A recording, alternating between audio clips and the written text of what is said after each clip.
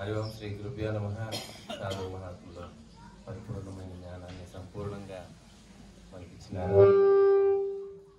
ఇప్పుడు ముక్తాయ సమారంభం దగ్గరికి వచ్చింది కాబట్టి మహాత్ములకి కృతజ్ఞతాపూర్వకమైన మాలార్పణ చేసుకోవాలి. వాళ్ళకి కృతజ్ఞత, ఎందుకంటే మహాత్ములు ఎక్కడెక్కడి నుంచో వచ్చి మన జ్ఞాన భండారాన్ని ఎక్కిరిస్తాను. కాబట్టి మా నారాయణ గురువు చెప్పింది నిజమే.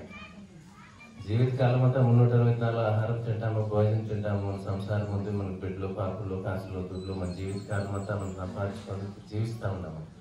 364 ఒక్క దినం కార్యక్రమం ఉండేటప్పుడు 1 గంట సేపు మనం వచ్చేసిన దానికి వెచ్చించాలి. వెచ్చిస్తేనే రొట్టెకి మహాత్ములు చెప్పండి ఒక మాట లోపలికి పడుతుంది, అది ఎప్పుడో ఒక ఉపయోగం అవుతుంది. కాబట్టి మనకు సావకాశంగా వినాల, అది ధర్మం. ఎందుకంటే మన సనాతన ధర్మం అదే చెప్పేది. మానవ జన్మం వచ్చినాక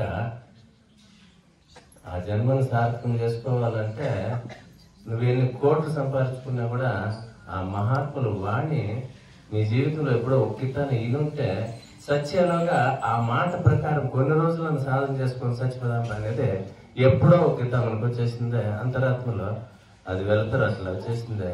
ప్రకాశం అట్లా ప్రకాశిస్తుంది. కాబట్టి ఆ 1 గంట సేపు ఖండితంగా కూర్చొని మనం వింటే మనకు సార్థకం అవుతుంది, లేకపోతే సార్థకం కాదు. ఇక్కడ మహాత్ములంతా వచ్చినారు. ఈ మహాత్ములకు ఇప్పుడు వచ్చేసి కృతజ్ఞతాపూర్వకంగా, ఎందుకంటే సాధునాం దర్శనం పుణ్యం, స్పర్శనం పాపనాశనం, వందనం సర్వతీర్థాన్ని, సంభాషణం మోక్ష సాధనం అని చెప్తారు. వాళ్ళ దర్శనమే మనకి పుణ్యము అంటే, స్పర్శనం పాపనాశనం. మనము ఈ దేశాలంతా తిరుక్కొని, పుణ్యక్షేత్రాలు తిరుక్కొని, నదుల్లో స్నానాలు చేసి, సముద్ర స్నానాలు చేసి, ఒక్కపొద్దులుండి ఏమేమి చేసుకొని వస్తామంటే భూమండలం అంతా నువ్వు తిరుగు, నీకేం పుణ్యం చెప్తుందో ఓమానం స్వామి ఆశ్రమే కాదు, ఏ ఆశ్రమం కానీ గురువులు ఉన్నారు కదా, మగనాగలాపురం గురువులు ఆశ్రమే, ఏ ఆశ్రమంలో కానీ మహాత్ముల ఆరాధన కావచ్చు, జయంతి కావచ్చు, లేదు ఏమీ లేకపోతే మహాత్ములు దగ్గరికి వచ్చి దర్శనం చేసుకొని పోతే ఈ భూమండలం అంతా తిరిగి నీ పుణ్యం ఎంత సంపాదించుకుంటావో ఒక దర్శనంలో ఒక నమస్కారంతో చెప్తుంది అని మేము చెప్తాం కదా, మహాత్ములు చెప్తుండేది శాస్త్రాలు అవే చెప్తా ఉంటాయి. అందుకనే వాళ్ళకి మనము కృతజ్ఞతగా పూర్వకంగా ఇంక వందనం అని చెప్తే స్పర్శమే అంత, వందనం ఉంటే అంత. ఇంక సంభాషణం అంటే ఏమంటే ఇప్పుడు ఇప్పుడంతా చేసిన సంభాషణమే. ఈ సంభాషణ ఏమంటే మానవుడు ఎక్కడి నుంచి వచ్చినాడో, వాడు ఎట్లా చిక్కేసుకున్నాడో, ఇక్కడ అల్లాడి సస్తా ఉన్నామా, మళ్ళా ఆటికే పోవాలా. ఇంకేడాది వాడు బ్రతికే స్థానం లేనే లేదు. ఎన్ని ఏళ్ళు బ్రతికినా, ఎన్ని జన్మాలు ఎత్తినా కూడా వాడు పరమధామం ముందు, వాడు సైట్, వాడి ఇల్లు, సొంత ఇల్లు. మనం బాడిగింట్లో ఉన్నాము. బాడిగింట్లో ఎవడన్నా ఛానల్ పెట్టుకుంటాడా? 1 నోటీస్, 2 నోటీస్, 3 నోటీసులు పంపించి ఇప్పుడు రౌడీలు చాలా అయినారు. కాసులు ఇచ్చిన తర్వాత బాడిగింట్లో. నీ సొంత ఇల్లుకి అయితే నువ్వు కట్టుకో, రిజిస్టర్ చేసుకొని, నువ్వు చచ్చిపోతే నీ కొడుకు పోతే అవుతుంది, వాడు అట్లా పోతాడు. సొంత మిల్లు ఆడుందంటే ఆడుంది, ఆడికి పోవాలంటే పోవాలా. మనం అనుకున్న దొంగలమే, కాసులు దుఃఖంలో తినేసిందే, ఎంజాయ్ చేసి ఉండిపోదామంటే ఎన్ని జన్మాలు ఎత్తిన యాపోతే ఒక మీకు స్ఫురణ వస్తుంది లోపల, నా జీవితాన్ని చాలా కష్టపడుతున్నా నాటికి పోవాలని. అప్పుడు పోవాలంటే ఎక్కడికి రావాలి చెప్ప, వీళ్ళ దగ్గరికి రావాలి. ఇప్పుడే వచ్చేసినాం కదా, ప్రజ్ఞ ఉంది కదా, బుద్ధి ఉంది కదా మనకి. ఇప్పుడు కొంచెం వాళ్ళ మాట వింటే పెళ్ళాము, బిడ్డలు, దుడ్లు, కాసులు, ఆస్తి అంతా సేమ్ అంతా సంపాదించుకున్నాం. వద్దని చెప్పలే, ఎవరు విషయమని చెప్పలే, అన్నీ చేసుకోరా.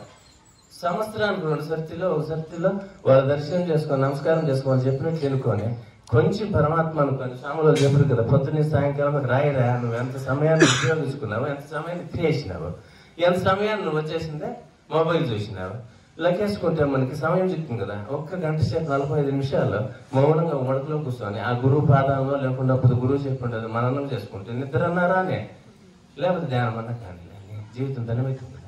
అట్లనే ఆ మహాత్ములు వచ్చేసిన సంభాషణం మోక్ష సాధన. నువ్వు ఎంత చేసుకొని వచ్చి నమస్కారం వేస్తా ఉంటావు.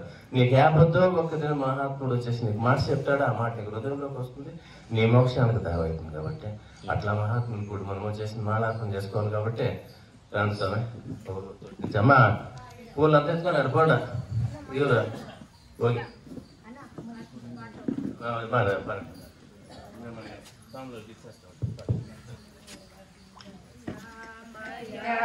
గురు కరుణామయ కరుణామయ గురు ప్రేమామయ ದಯಾಮಯ ಗುರು ಕರುಣಾಮಯ ಕರುಣಾಮಯ ಗುರು ಪ್ರೇಮಾಮಯ ಪರಮ ಸ್ವರೂಪನು ತಾನಂತೆ ಅರಿಯಲು ಭಕ್ತಿಯು ಬೇಕಂತೆ ಪರಮ ಸ್ವರೂಪನು ತಾನಂತೆ ಅರಿಯಲು ಭಕ್ತಿಯು ಬೇಕಂತೆ ಒಲಿದರೆ ಪಾವನನವನಂತೆ ಸಂಸಾರದ ಭಯ ಅವಗಿಲ್ಲಂತೆ ಒಲಿದರೆ ಪಾವನನವನಂತೆ ಸಂಸಾರದ ಭಯ